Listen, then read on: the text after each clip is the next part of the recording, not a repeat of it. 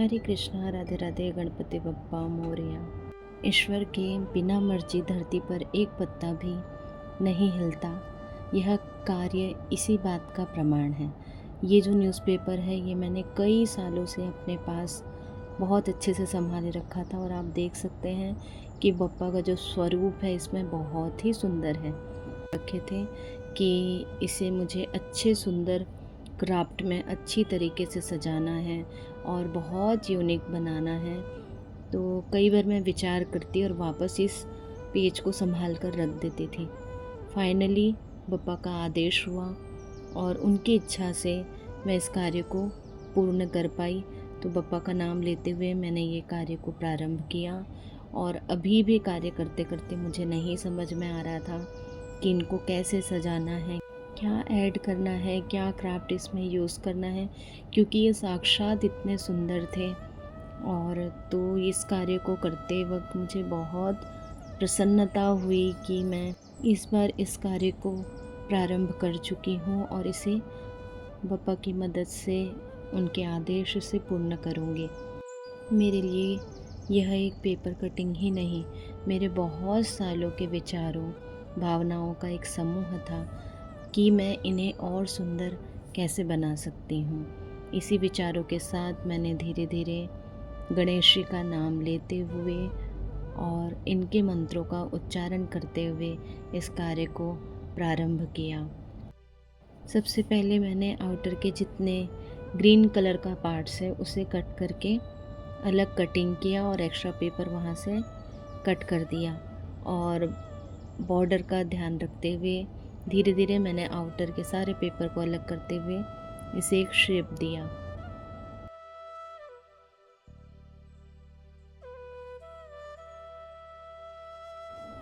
Outer के पूरे paper अलग हो चुके हैं। ये सिंगल न्यूज़पेपर कटिंग है तो इसे मजबूत बनाने के लिए मैंने ये कार्डबोर्ड सिलेक्ट किया और ये कार्डबोर्ड इससे पहले जो क्राफ्ट बना हुआ था उसमें का एक पीस बचा हुआ पेपर था। इससे क्या है, न्यूज़पेपर में हम फेविकॉल अप्लाई करके उसे इसमें ऐड करेंगे ताकि ये जो बेस है ये और भी मजबूत बन जाए। तो प्रॉपरली फेविकॉल को अच्छे से अप्लाई करते हुए मैंने न्यूज़पेपर के हर कॉर्नर में लगाया ताकि वो अच्छे से कार्डबोर्ड को सपोर्ट कर पाए और ये जो न्यूज़पेपर है ये और मजबूत हो जाए। हर कॉर्नर का बारीकी से ध्यान रखा गया क्योंकि अगर कहीं पे फेविकॉल नहीं लगता है तो वहाँ पे बबल्स आके वो प्रॉपरली अच्छे से सेट नहीं होता है। इसीलिए अच्छे से फेविकॉल अप्लाई किया गया। उसके बाद इस पेपर को पलटकर कार्डबोर्ड में अच्छे से चारों तरफ प्रेस किया गया जिससे ये अच्छे से चिपक जाए। मैंने पहले ही विचार किया था कि इस कटआउट में मुझे कुछ भी कलर वगैरह यूज़ नहीं करना है, मुझे इसे ऐसे ही नेचुरल लुक्स देना है और मैं इसमें कोई चीज़ ऐड नहीं करूँगी। ये जैसे प्राकृतिक दिख रहा है वैसे ही रहेगा क्योंकि इस नेचुरल लुक में ही गणेश जी बहुत सुंदर लग रहे हैं। तो मैंने अब ये येलो जितने एक्स्ट्रा पेपर्स हैं इन्हें कट करके निकाला। इससे क्या हुआ, ये बेस जो है ये मजबूत हो गया।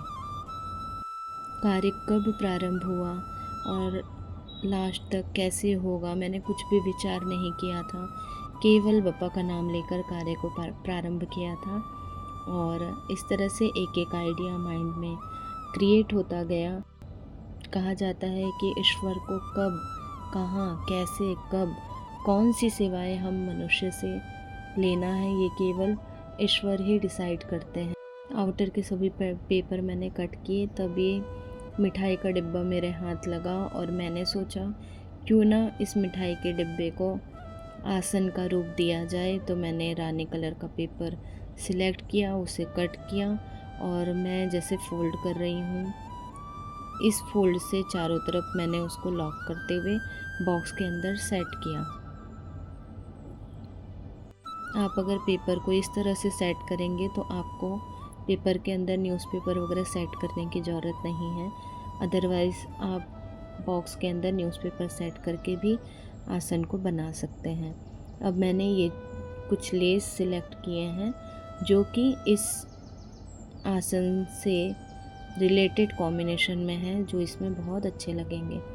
मैंने ग्लू गन इस्तेमाल किया है और एक एक करके इस लेस को पहले कट कर लिया है और अब उसे मैं सेट कर रही हूँ। ग्लू गन इस्तेमाल करते वक्त इस बात का ध्यान रखें कि जब वो ज़्यादा गर्म हो तभी आपको तुरंत उसमें लेस को लगाना है। वो ठंडा होते ही सपोर्ट नहीं करता है, तो थोड़ा स्पीड का काम है। बट ग्लू गन से स्ट्रॉन्ग चीज़ और कोई नहीं है कि दो चीज़ों को अच्छे से सेट करके रखें। ऐसे करके मैंने दोनों साइड और अब लास्ट साइड भी लेस को ऐड किया है। और बॉक्स से चारों तरफ के लिए मैंने पिंक कलर का अलग लेस सिलेक्ट किया है। जो भी आपको वीडियो में दिखेगा कि चारों तरफ जहाँ मिठाई बॉक्स का मोनो भी है वो भी छिप जाएगा, कवर अप हो जाएगा।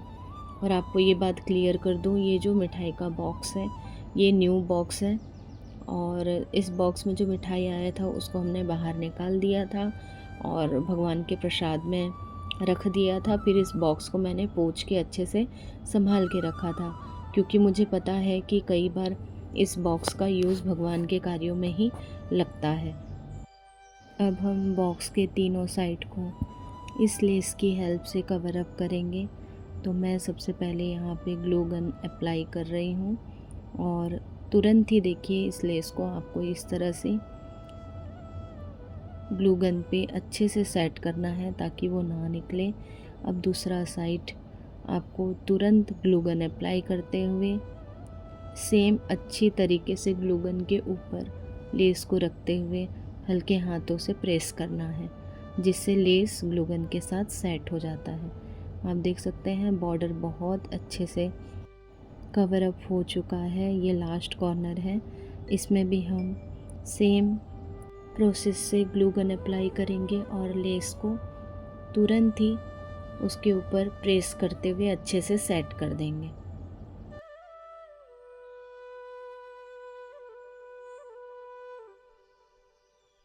आप देख सकते हैं कि किस प्रकार से ये जो मिठाई बॉक्स है ये एक आसन के रूप में सेट हो चुका है। अब हम गणेश जी को विराजमान करेंगे और ये जो एक्स्ट्रा का कार्डबोर्ड था उसमें अच्छे से फेविकॉल अप्लाई करते हुए मैंने गणेश जी को वहाँ सेट किया है।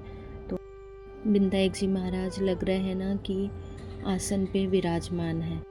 विनायक जी महाराज के कई नाम जैसे गणपति महाराज, गजानन महाराज, इनके नाम के आगे महाराज से इन्हें संबोधन किया जाता है। तो अब हम अपने गणपति महाराज का करेंगे श्रृंगार। तो श्रृंगार के लिए सबसे पहले मैंने मुकुट से श्रृंगार प्रारंभ किया है। अब धीरे धीरे गले का हार, कानों में प्यारे प्यारे कुंडल, हाथों में प्यारे प्यारे कंगन और कुछ अच्छे आभूषण, जिससे लंबोदर महाराज और भी सुशोभित लगे। इस कार्य को पूर्ण करके मुझे बहुत ही संतुष्टि और शांति मिली। तो मन की शांति ही दुनिया में सबसे बड़ी चीज़ है। गणपति जी से मेरी यही प्रार्थना है कि सबके ऊपर कृपा बरसाए रखें, सबका मंगल करें, सबके दुख दूर करें, सबकी बाधाओं को दूर करें। तो गणपति बप्पा मोरया और मुझे ऐसी छोटी छोटी सेवाएं देते रहें। तो इस वीडियो के दौरान मैंने गणपति बप्पा के बहुत सारे नाम लिए हैं, कमेंट करके ज़रूर बताएं।